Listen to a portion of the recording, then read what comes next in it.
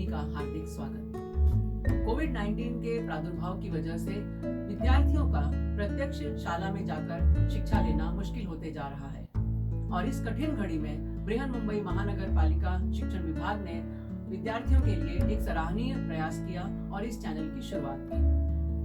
मैं श्रीमती पूर्णिमा Pandey virtual class studio से अपना विषय और अपना घटक लेकर आपके सामने उपस्थित हूँ। तो चलें अपने विषय की ओर। नमस्कार। नवीन शैक्षणिक वर्ष में कक्षा 10वीं के इतिहास विषय के सत्र में मैं पूर्णिमा पांडे आप सभी को सादर आमंत्रित करती हूँ। यह दृश्य हमें अतीत के गलियारों में लिए जा रहा है और अतीत के गलियारों की सैर करने का माध्यम है।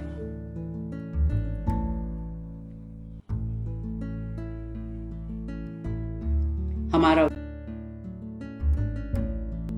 इतिहास और इतिहास की पाठ्यपुस्तक।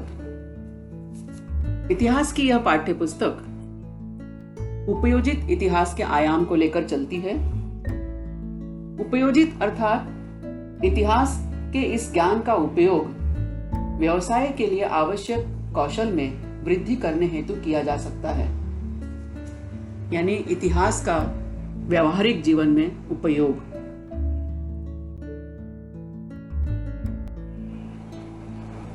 पाठ 2 इतिहास लेखन भारतीय परंपरा।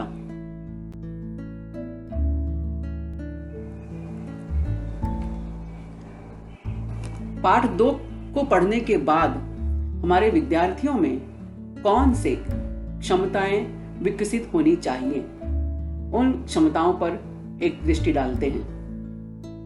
प्राचीन से आधुनिक कालखंड के इतिहास की विश्लेषणात्मक समीक्षा। इतिहास लेखन की परंपरा स्पष्ट करना। भारतीय इतिहास के विभिन्न कालखंडों का विश्लेषणात्मक एवं तुलनात्मक अध्ययन करना आना। भारत तथा विश्व में हुए ऐतिहासिक शोध कार्यों की जानकारी प्राप्त करना। इतिहास विशुद्ध विज्ञान का अध्ययन विषय है, यह बताना आना।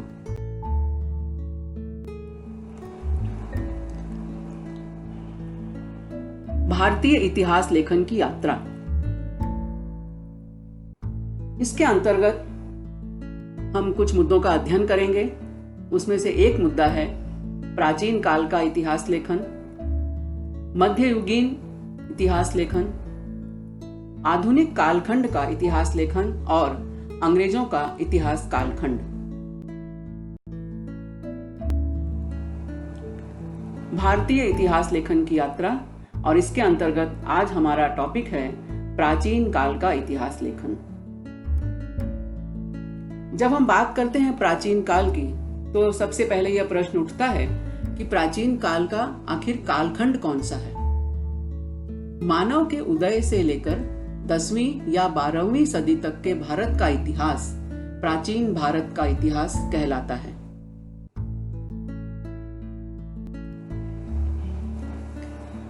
वर्तमान भारत के मानचित्र को तो हम सब ने देखा है, हम सब अच्छी तरह से परिचित हैं। हम इसमें और एक मानचित्र देख रहे हैं, प्राचीन भारत का मानचित्र। और बच्चों, आप देख रहे हो कि दोनों मानचित्र की जो राजनीतिक बाउंड्री है, जो सीमा है, दोनों में अंतर है। तो आज हम अपने पाठ में जिस भारत देश के बारे में चर्चा करेंगे वह है हमारा प्राचीन भारत।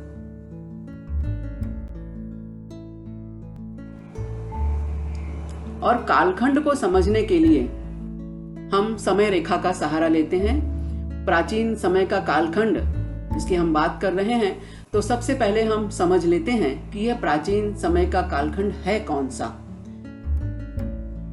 तो हम जब समय रेखा की हम बात करते हैं, तो उसमें आपको बीच में एक जीरो लिखा हुआ दिखाई दे रहा है।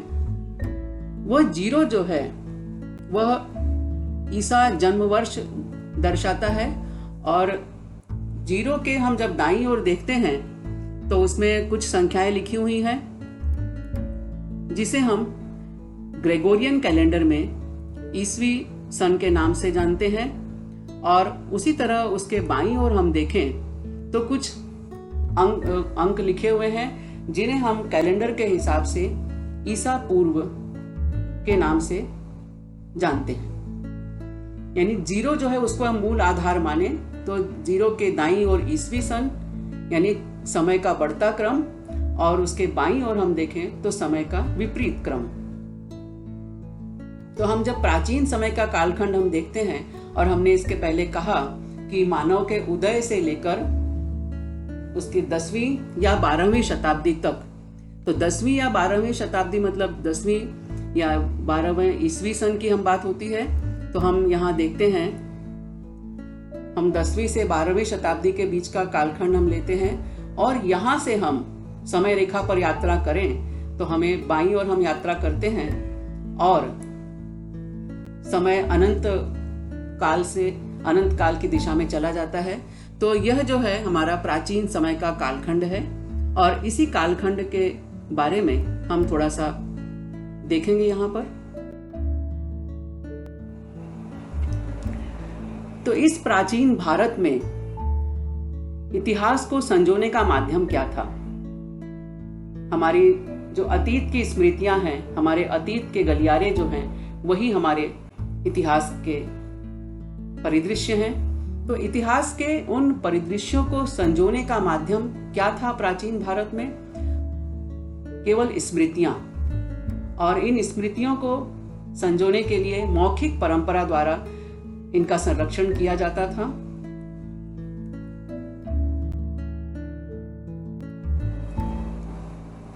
मौखिक परंपरा के अंतर्गत श्रुत परंपरा जिसे हम कहते हैं, सुन सुनकर बातों को याद रखना और उन्हें अगली पीढ़ी तक पहुंचाना।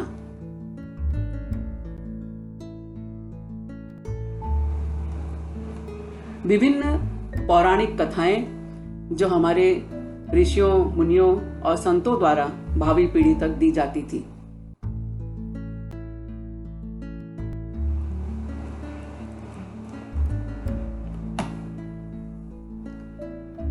हमारे गुरुकुल में गुरु शिष्य परंपरा और विभिन्न विषयों का विस्तार पूर्वक ज्ञान उन्हें प्रात्यक्षिक और मौखिक परंपरा के द्वारा दिया जाता था।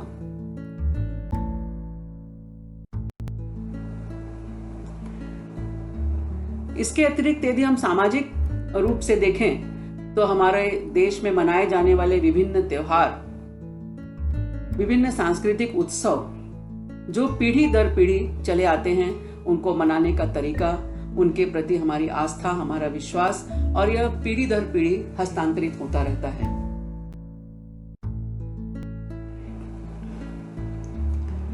ग्रामीण भागों में हम देखें तो गांव की महिलाएं जांत पर अनाज पीसते समय कई तरह के गीत गाती हैं। उसमें पौराणिक आख्यान भी होते हैं, सामाजिक गतिविधियों के बारे में बातें होती हैं, पारिवारिक बातें होती हैं।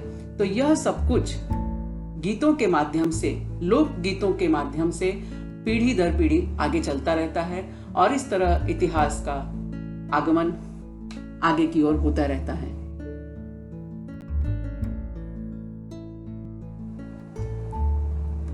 अभी तक हमने मौखिक परंपरा के बारे में जानकारी प्राप्त की। अब हम प्राचीन काल के इतिहास लेखन को जानेंगे, लेखन के माध्यम से।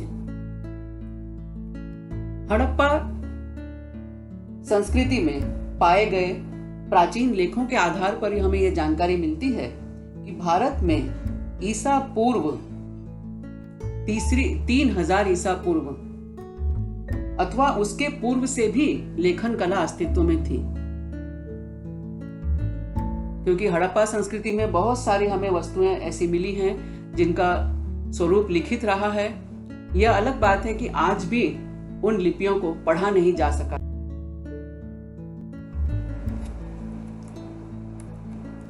हड़प्पा संस्कृति के कालखंड में हमें जाना है। हम देखते हैं कि हड़प्पा संस्कृति का कालखंड कौन सा था। बच्चों, इतिहास पढ़ने का आनंद तभी आता है जब हम उसके समय को जानते हों। नहीं तो आज हम 2020 में बैठे हैं, आपसे मैंने कहा हड़प्पा संस्कृति का कालखंड, आपको क्या पता कि हमको कितने साल पहले जाना है। तो इसके लिए हम फिर से एक बार समय रेखा का सहारा लेते हैं। और अब तक आप समझ गए हो कि समय रेखा में ईसा जन्म वर्ष के दाईं ओर जो है वर्तमान समय है, ईसवी सन बढ़ता हुआ समय, और ईसा जन्म वर्ष के बाईं ओर ईसा पूर्व का कालखंड है। वर्तमान में हम रह रहे हैं सन 2020 में, और हमें जाना है हड़प्पा संस्कृति के कालखंड में। वह है ईसा पूर्व 3000 से 3500 के दरमियान।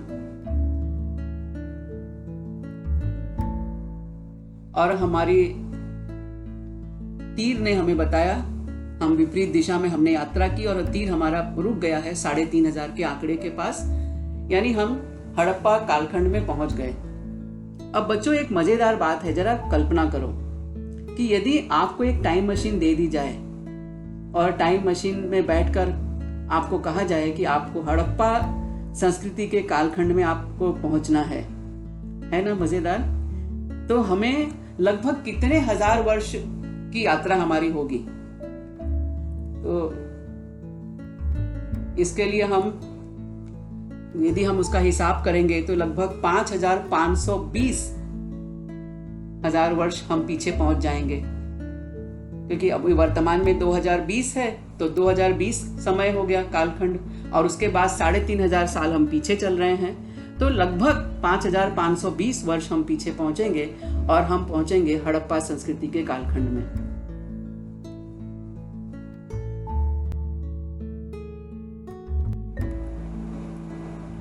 भारत में ऐतिहासिक स्वरूप का सबसे प्राचीन लिखित साहित्य उकेरे हुए लेखों के रूप में पाया जाता है। इन लेखों का प्रारंभ मौर्य सम्राट अशोक के कालखंड अर्थात ईसा पूर्व 3री शताब्दी से होता है। अब फिर एक बार यहाँ कालखंड की बात हो रही है और ईसा पूर्व 3री शताब्दी का जिक्र हो रहा है। फिर से हम सहारा लेते हैं एक बार समय रेखा का और देखते हैं कि ईसा पूर्व 3री शताब्दी का अर्थ क्या।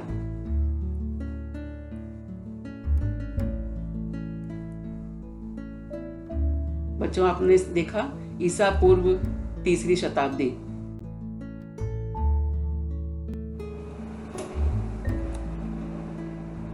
सम्राट अशोक के उकेरे हुए लेख प्रस्तरों और पत्थर के स्तंभों पर उकेरे गए हैं। यहाँ पर एक हमें ताम्रपट दिखाई दे रहा है। यह ताम्रपट सोगौड़ा, जिला गोरखपुर, उत्तर प्रदेश में पाया गया है। माना जाता है कि यह ताम्रपट मौर्य कालखंड का होना चाहिए। ताम्रपट पर उकेरे गए लेख ब्राह्मी लिपि में हैं। इसी तरह के चिन्ह प्राचीन आहत सिक्कों पर भी पाए जाते हैं। हमें यहाँ पर 2 शब्द मिले हैं, उकेरना और आहत सिक्के। तो हम सबसे पहले देखते हैं उकेरना का अर्थ क्या होता है। पत्थर, लकड़ी, लोहे जैसी कड़ी चीजों पर छेनी आदि से नक्काशी करना या बेल बूटे बनाना। जैसे कि आप यहाँ इस पट्टी पर देख रहे हैं। इस पट्टी पर आप ध्यान से देखें तो इस पर किसी कलम से या किसी ब्रश से, पेंटिंग ब्रश से लिखा हुआ नहीं है। उसी तरह से और एक पट्टी हम देखते हैं। यहाँ पर भी आप देख रहे हो कि ये किसी कलम से, पेंसिल से या ब्रश से लिखावट नहीं है। ये किस तरह से लिखा गया है? यह छेनी से पत्थरों में हथौड़े मारकर, खोदकर इस तरह से लिखा गया है, और इस तरह की क्रिया को हम कहते हैं उकेरना। आहत सिक्के धातु के टुकड़े पर चिन्ह विशेष ठप्पा मारकर बनाए जाते थे। कोष्ठक में शब्द लिखा है पीट कर।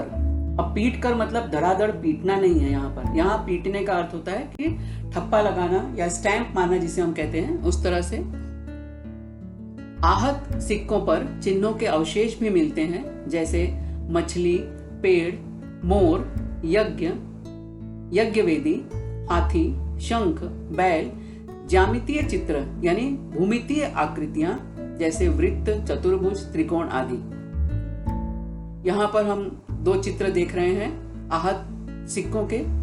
अब इसमें आप देख रहे हो कि किस तरह से यह आकृतियां इस पर बनी हुई हैं।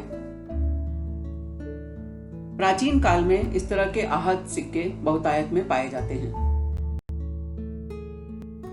ईसा की पहली शताब्दी से ताम्रपट, शिल्प, धातु के सिक्के, मूर्तियां, ताम्रपट एक अलग प्रारूप में और उन पे उकेरे गए लेख आदि वस्तुएं प्राप्त होने लगती हैं और इन वस्तुओं के द्वारा महत्वपूर्ण ऐतिहासिक जानकारी प्राप्त होती है। अब पुनः यहाँ पर बात हो रही है ईसा की पहली शताब्दी की, यानी पहली शताब्दी का कालखंड। तो हम समय रेखा पर एक बार फिर चलते हैं और देखते हैं कि ईसा की पहली शताब्दी कहाँ से शुरू हो रही है। यह आपने देखा ईसा जन्म वर्ष, और उसके हम जब दाईं तरफ चलते हैं तो ईसा की पहली शताब्दी, तो यह है पहली शताब्दी का कालखंड।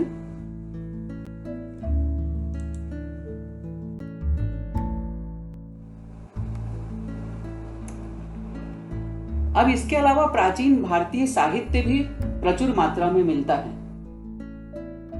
हमारे वेद, यजुर्वेद, सामवेद, अथर्ववेद, ऋग्वेद, महाभारत जैसा महाकाव्य, रामायण जैसा महाकाव्य, हमारे पुराण,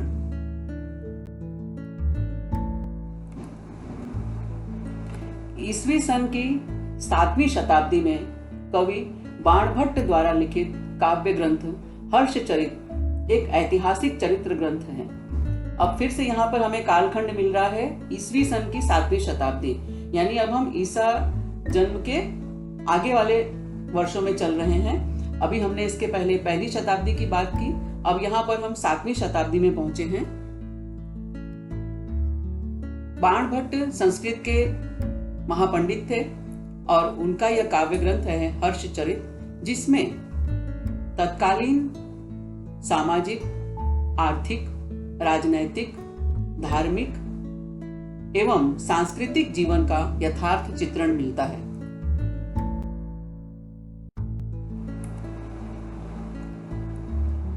इसके अलावा बौद्ध धर्म ग्रंथ त्रिपिटक, सुत्त पिटक, विनय पिटक, अभिधम्म पिटक, जैन धर्म ग्रंथ प्रवचन सार, रत्न करंडक, श्रावकाचार आदि भी हमें प्राचीन भारत के इतिहास लेखन के रूप में, स्रोत के रूप में उपलब्ध होते हैं। प्राचीन भारतीय साहित्य के अलावा बौद्ध जैन धर्म ग्रंथों के अतिरिक्त विदेशी यात्रियों द्वारा लिखित यात्रा वर्णन इतिहास लेखन के महत्वपूर्ण साधनों में से एक है। हमारा देश, हमारा भारत देश सोने की चिड़िया कहलाता था। सोने की चिड़िया अर्थात समृद्धि का प्रतीक, और हमारा देश हर क्षेत्र में समृद्ध था, चाहे वो आर्थिक क्षेत्र हो, सामाजिक हो, सांस्कृतिक हो, रासायनिक क्षेत्र हो, खगोलीय क्षेत्र हो, शोध का क्षेत्र हो, चिकित्सीय क्षेत्र हो, हर क्षेत्र में भारत देश सर्वोत्कृष्ट था। और इसीलिए यहाँ पर अनेक विदेशी यात्री सतत आते रहते थे। कुछ यहाँ पर अध्ययन करने आते थे, कुछ यहाँ पर पर्यटन करने के लिए आते थे, तो कुछ विद्वान शास्त्रार्थ करने के लिए आते थे। तात्पर्य यह कि यहाँ पर विदेशी यात्रियों का आवागमन जारी रहता था और इन विदेशी यात्रियों ने अपने यहाँ के अनुभवों को संस्मरण के रूप में अभिव्यक्त किया है।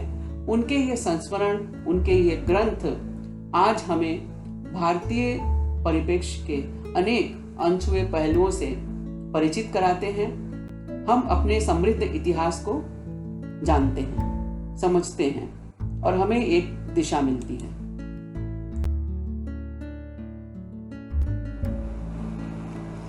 तो इस तरह से हम देखते हैं कि इतिहास के साधन के रूप में कुछ महत्वपूर्ण मुद्दे हमारे सामने आते हैं कि इतिहास के 3 महत्वपूर्ण साधन हैं जिनके माध्यम से हम अतीत के गलियारों में बड़ी सहजता से घूम लेते हैं और बहुत ही आसानी से उस समय की स्थितियों का अवलोकन भी कर लेते हैं। भौतिक साधन लिखित साधन और मौखिक साधन।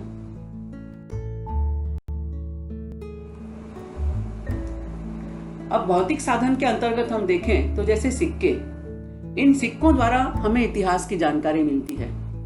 अब आप कहोगे कि सिक्कों से भला इतिहास कैसे मालूम पड़ता है?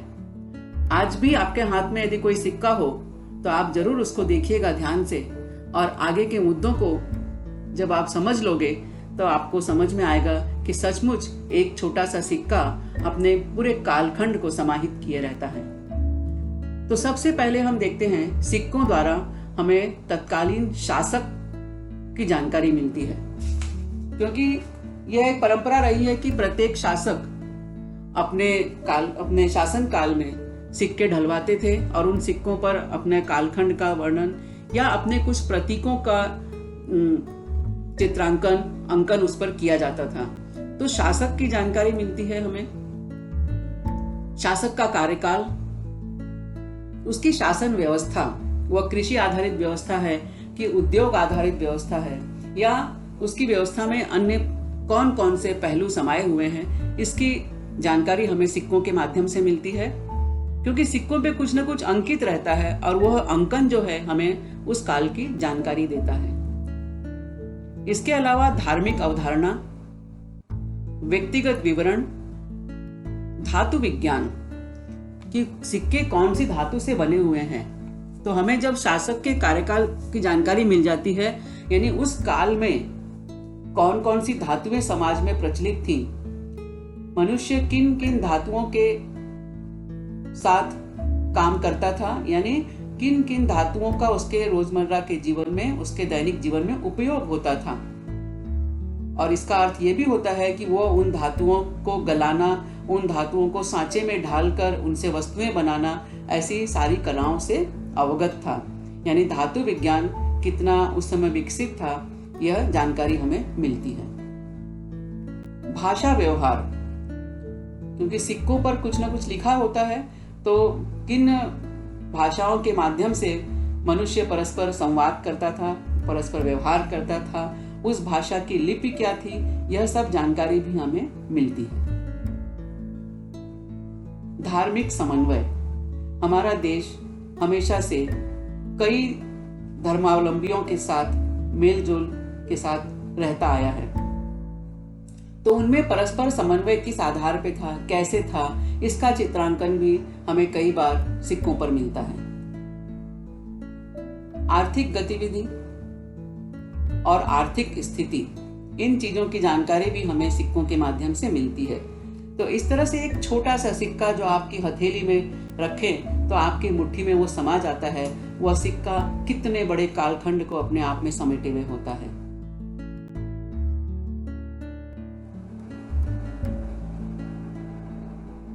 भवन, किलों, स्तंभ, स्मारकों आदि द्वारा इतिहास के पन्नों से हमें कई जानकारियां प्राप्त होती हैं, यथा संबंधित राजा की कालावधि, वंशावली, राज्य विस्तार, तत्कालीन गतिविधियां, तत्कालीन सामाजिक ढांचा, जलवायु, आकार,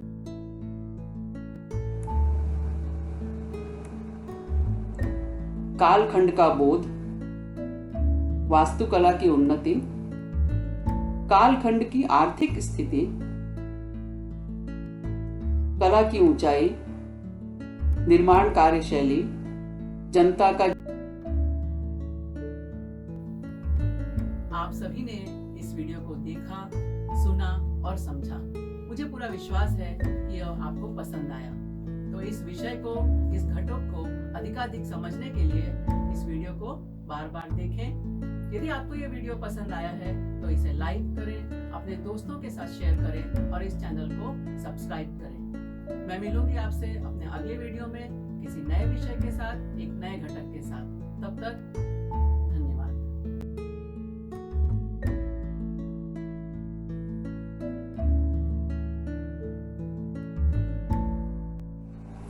तो बच्चों, आज हमने भारतीय इतिहास लेखन की परंपरा के अंतर्गत प्राचीन काल के इतिहास लेखन को जाना समझा?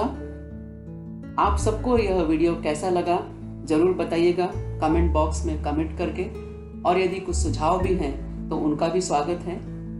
धन्यवाद।